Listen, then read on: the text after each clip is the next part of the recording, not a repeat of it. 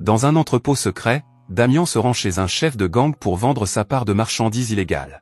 Le chef trouve Damian trop nerveux et le prend à part pour lui dire qu'il a entendu dire qu'il y avait un espion dans le gang. Le chef avoue alors qu'il sait que Damian est un flic infiltré. Damian prend alors son arme et se défend contre les voyous, à la fois avec des balles et des arts martiaux. Damian recule et ne voit pas une voiture arriver, ce qui lui vaut d'être percuté. Heureusement, il est encore conscient et se lance à la poursuite du chef pour l'arrêter, mais il découvre qu'en apprenant sa véritable identité, le gang a aussi appris celle de sa femme. Terrifié, Damian se précipite chez lui, mais il est trop tard, sa femme est morte. Des années plus tard, Simon commence un nouveau cours à l'école locale lorsqu'il remarque qu'un élève a disparu pour la deuxième fois. Les autres garçons expliquent que ce garçon est victime d'une addiction et Emilia tente de le raisonner, mais en vain. À ce moment-là, Camille, le fils de Simon, reçoit un appel de la mère du garçon disparu l'informant qu'il a été retrouvé mort. Las de perdre des élèves à cause de la toxicomanie, Simon appelle son meilleur ami Damian à l'aide, mais ce dernier ne répond pas. Depuis qu'il a perdu sa femme, il est devenu dépendant de l'alcool et a été renvoyé de la police. Mais à la nuit tombée, Damian décide de se ressaisir et d'aller voir Simon pour l'écouter. Simon lui raconte tous ses problèmes à l'école, tandis que Camille l'entend depuis le couloir, mais Damian refuse de l'aider, expliquant qu'il ne peut même pas s'aider lui-même. Damian se rend ensuite dans un magasin pour acheter de l'alcool et trois voyous tentent de lui voler son waller. Damian leur demande d'abord calmement, puis les frappe. Un autre acheteur est agacé par le désordre et donne à Damian une bouteille de whisky pour le persuader de partir.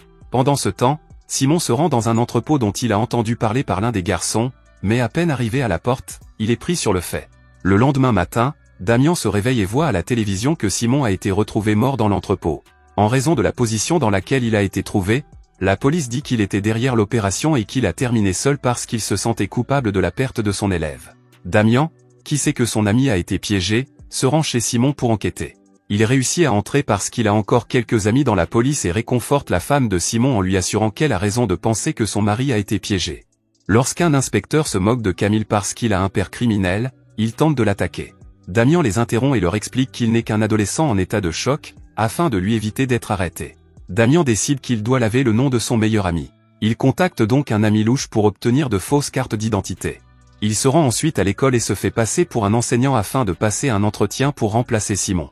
La secrétaire lui dit que l'école est dangereuse, mais le directeur l'ESSEC l'engage parce qu'il est le seul candidat, et lui promet qu'il sera en sécurité parce qu'il a engagé une équipe de sécurité. Il appelle également son adjointe Agatha, qui sera chargée de l'accompagner dans ses déplacements. Le lendemain, Damian arrive à l'école et voit Jarreau prendre des fleurs sur le mémorial de l'élève décédé. Jarreau ne le prend pas bien et demande à son camarade de bande Mamotte de le frapper, mais Mamotte est un garçon sous pression sociale et ne bouge presque pas. Le chef de la sécurité, Chmielski, arrive avec ses hommes et envoie les garçons dans le bureau du directeur. Il veut lui aussi confronter Damian, mais Agatha vient à sa rescousse et lui explique qu'il est le nouveau professeur. Agatha lui fait visiter les lieux et lui présente ses collègues, dont Stéphane, le professeur de chimie, avant de le présenter à sa classe. La classe est turbulente, mais Damian les remet rapidement à leur place en prenant le téléphone d'un élève. Cependant, un adolescent n'est pas aussi obéissant, Frogface continue d'ennuyer un camarade de classe et d'ignorer les avertissements de Damian, qui le met donc à la porte. À la fin de la journée, Agatha se trouve sur le parking lorsqu'elle est abordée par Frogface et ses compagnons de bande, qui ont volé ses clés de voiture et la capturent dans l'intention de se venger. Non loin de là, Damian découvre que quelqu'un a crevé ses pneus et un autre enseignant lui propose de le raccompagner chez lui.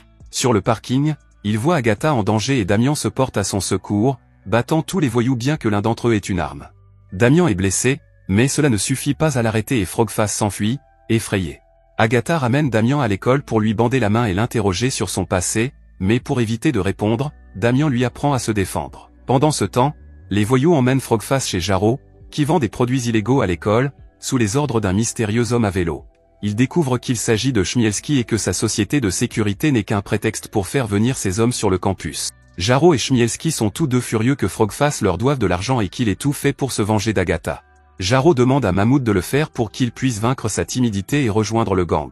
Le lendemain matin, Damian se rend à l'école et voit sa voiture remorquée. Dans la salle des professeurs, tout le monde regarde les caméras, célébrant la victoire de Damian, et Lésé explique qu'il paie la remorque et les nouveaux pneus pour le remercier. Chmielski soupçonne Damian d'être un grand combattant, mais ce dernier continue à raconter qu'il est simplement enseignant.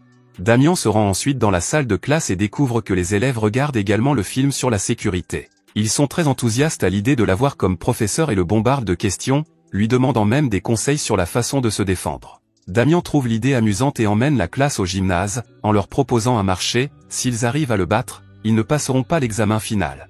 Pendant le combat, Damien remarque que Camille va regarder, mais il s'en va lorsqu'il réalise qui est le professeur. Damien suit Camille dans le vestiaire pour lui expliquer qu'il enquête pour prouver l'innocence de Simon, mais Camille lui saute dessus parce que Damien n'a pas aidé son père quand il en avait besoin.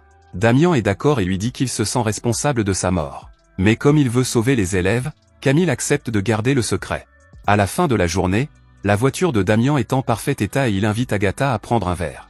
Ils passent un bon moment ensemble dans un bar, mais les choses changent lorsque Damien remarque que des hommes insultent deux filles. Damien va les aider et lorsque les hommes ne reculent pas, une bagarre s'engage. Comme les hommes sont ivres, Damien joue avec eux au lieu de les frapper, ce qui fait sourire Agatha. Agatha invite ensuite Damien chez elle, où ils arrivent en échangeant déjà des baisers. Damien est frappé par les souvenirs de sa femme.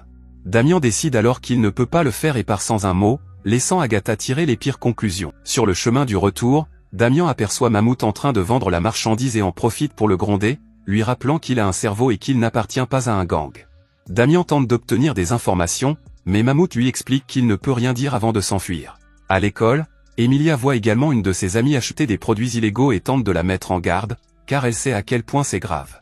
Jarreau interrompt la conversation et envoie ses hommes chercher Emilia, ce qui incite Camille à aller la secourir. Mais il ne peut pas se battre et les membres du gang le frappent, si bien que Jarreau l'utilise comme exemple de ce qui arrive à ceux qui se mettent en travers du chemin.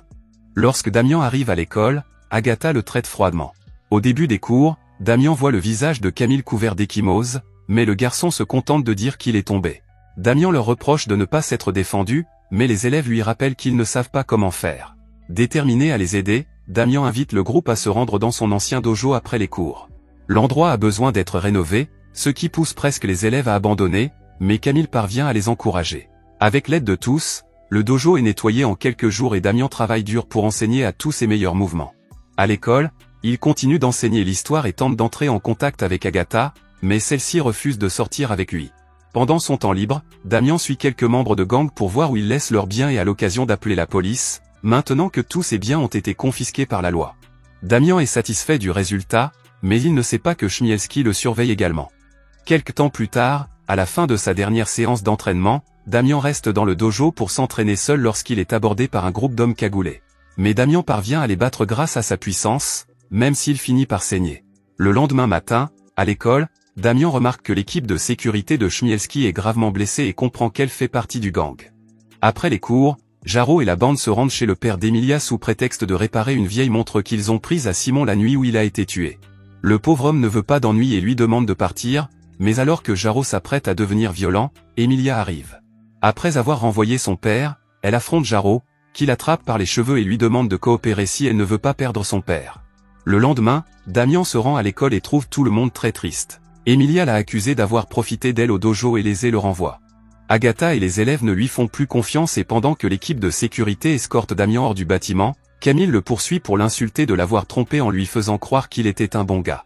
Damien ne répond pas car il sait qu'il ne le croirait pas. Le soir, Damien va voir Emilia pour savoir ce qui s'est passé et elle lui explique la menace qui pèse sur son père. Damien lui confisque le produit, mais avant qu'il ne puisse en faire plus, le père d'Emilia arrive et le chasse. Damien va voir Frogface à l'hôpital pour essayer de le faire parler et le convaincre de coopérer. Finalement, Frogface avoue qu'ils apportent la marchandise dans les laboratoires de l'école. À l'école, Damien découvre que les agents de sécurité sont toujours présents et qu'il doit se déplacer avec précaution. Il se faufile ensuite dans le laboratoire de chimie, où il trouve la preuve que les produits y sont fabriqués. Soudain, Damien entend des bruits de pas et se cache juste à temps pour voir Stéphane entrer et il s'avère que c'est lui qui a fabriqué la marchandise. Stéphane part rapidement aider les hommes de la sécurité à charger la camionnette et Damien parvient à prendre quelques photos, avant de monter dans sa voiture et de suivre la camionnette. La camionnette a déjà été vidée et il est attaqué par l'équipe de sécurité, mais il les bête en volant leur tasée et en l'utilisant contre eux. Il appelle ensuite Agatha et laisse un message sur son répondeur pour tout lui expliquer. Le lendemain, Damien montre les photos à Agatha et à Lésé, qui lui font remarquer qu'elles sont floues et ne constituent pas une bonne preuve. C'est la raison pour laquelle Damien n'est pas allé à la police. Lorsque Lésé appelle Stéphane et Chmielski pour vérifier, Stéphane dit simplement qu'il a travaillé tard sur une expérience pour la classe et que l'équipe de sécurité l'a aidé à nettoyer. Agatha reste méfiante et va voir Emilia qui, par culpabilité, avoue tout. Damien accède ensuite aux caméras de sécurité de l'école et découvre qu'elles ont effacé toutes les images du transport des marchandises. Sentant qu'il perd le contrôle de l'affaire, Damian se met à boire et ne s'arrête que lorsqu'Agatha vient s'excuser de ne pas l'avoir cru. Damian lui raconte toute son histoire et Agatha l'embrasse pour le réconforter avant d'accepter de l'aider. Les deux vont voir Stéphane pour obtenir des réponses, mais Stéphane ne leur donne aucun nom, expliquant seulement qu'il cuisine pour un gang parce qu'ils ont menacé de tuer sa femme. Soudain, Chmielski arrive en moto et tire sur Stéphane, mais il se contente de regarder Damian d'un air mauvais avant de partir. Le lendemain, à l'école, Leszek demande à Agatha de nettoyer le casier de Stéphane pendant qu'il rencontre Emilia, qui est allée se confesser. Agatha trouve un carnet caché avec des notes sur des marchandises et le garde pour elle. Camille et les autres élèves se rendent au dojo pour s'excuser auprès de Damian, car Emilia lui a dit la vérité. La réunion est interrompue par un appel téléphonique d'Agatha, qui les informe qu'Emilia a été attaquée et qu'elle est dans le coma. Lorsque le groupe arrive à l'hôpital, Agatha montre à Damian le carnet, qui contient un plan de l'entrepôt et l'endroit où trouver la marchandise. Plus tard, Damian se dirige vers l'entrepôt, ignorant que Chmielski le surveille toujours. Damian assomme le premier garde, puis se retourne pour être surpris par Agatha, qui est allée l'aider. Mais se retrouvent encerclés par Chmielski, Jarreau, la bande et une surprise de taille, le véritable chef de l'opération est Leszek. Mais la conversation est interrompue par Mammouth, qui a amené toute la classe avec lui. Un combat s'engage alors entre les deux équipes et Damian regarde fièrement ses élèves battre le gang, y compris Jarreau. Chmielski s'enfuit et Damian le poursuit, ce qui déclenche la bagarre. Lorsque Camille arrive pour distraire Chmielski, Damian le pousse contre les fils et l'électrocute à mort. Ils partent ensuite à la recherche d'Agatha, qui a été capturée par Leszek. Le directeur a une arme sur lui, mais Damian ne s'en soucie pas et le frappe quand même, libérant Agatha.